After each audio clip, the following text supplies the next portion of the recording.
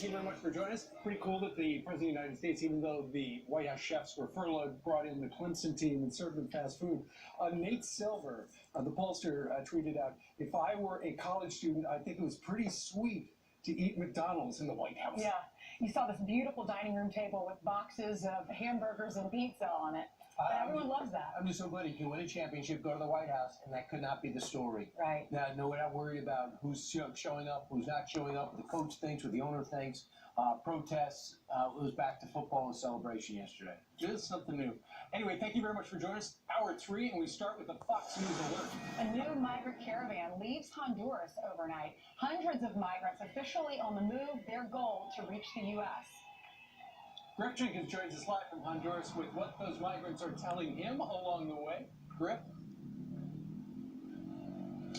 Guys, good morning. They're telling me that they're very frustrated with the president of Honduras, Juan Orlando Hernandez, because they view him as being corrupt, and that's why they're leaving the country that's failed them. They believe that the foreign aid that's come to the United States hasn't reached down to the people, and that's why on this road, just outside of the major city of San Pedro Sula, you have another caravan, about 500 to 600 in this group, about another 500 to 600 left last night in the rain, hours before the predicted early morning start, and that's about 1,000 people working their way towards the Guatemala-Honduras border to then head towards the Mexico border, and then ultimately all the way 3,000 miles away from where I'm standing to the United States. We took the All right, those other shots are staged. This is a live shot. Here is what he told us. Pay attention.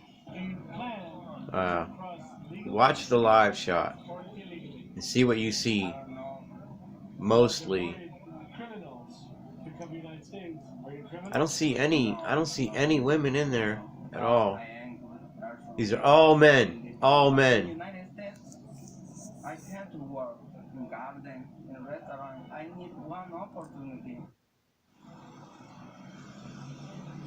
All right, there's one woman. That the United States is not going to let them in just for work, and they said they're coming anyway. They heard the last caravan got people in. Finally, what's going to be an important thing to watch as we follow this caravan, it has to get through, of course, Honduras and Guatemala. Watch how Mexico and the new president administration of Mexico handles this. They have assured President Trump that they're going to try and stop illegal entry, but will offer temporary work and temporary asylum to people that come legally into Mexico, but not to the United States. So very fluid, day one of a very long journey, but one thing's for sure, they're coming, guys. Hey, Griff, I just don't understand how they could not understand the trouble the other caravans have caused at the border, from the rocks being thrown to being holed up in Tijuana. Why are they not getting the message that this is not going to work? That's a great question, Brian. The answer that Border Patrol and CBP will tell you is that it is a pull factor, if you will, that's causing more caravans to come because they know that our immigration system allows people to come in illegally and then they disappear. The catch and release, if you will, along with the fact that they see this Tijuana caravan has already had success in some of the migrants getting in illegally. They say, listen, we're coming. It's a pull factor for them. And the officials of the Border Patrol tell me that how this caravan is handled will also dictate whether we continue to see more. There's already social media advertisements for another caravan to start on January 20th. Is it easy for them to get into Mexico at the southern border there?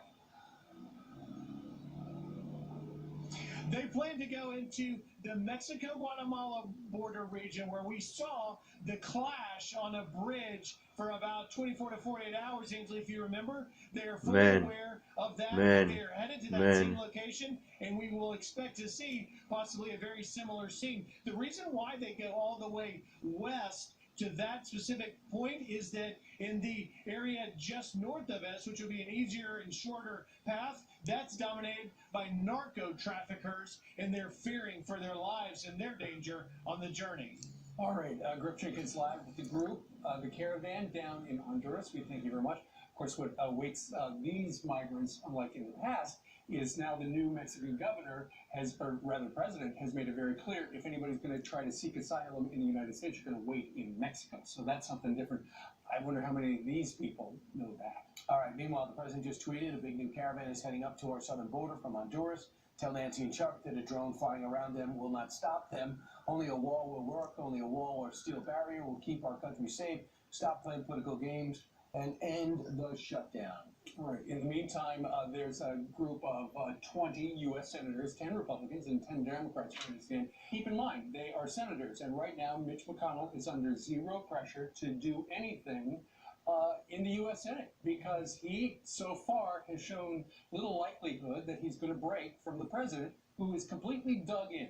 There is a recent poll out, it's Washington Post ABC News poll, and asked Americans, have you personally been inconvenienced by the shutdown?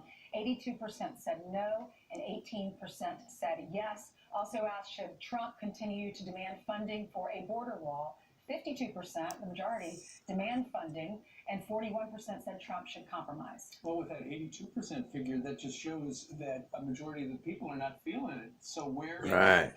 Well, as of during the survey time, exactly right, Brian. Yet, when will they? I mean, if you go to the airports, have you had a problem? I was at the airport this past weekend. All the lanes were open. Didn't impact me at all, but clearly, something like 17%, 18% of Americans say yes, it has inconvenienced them, but a big number say no.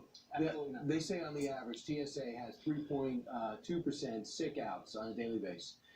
It's up to 7.6. I was waiting a long time. I go to Newark, and when I go to Newark, I never get through in any type of reasonable time.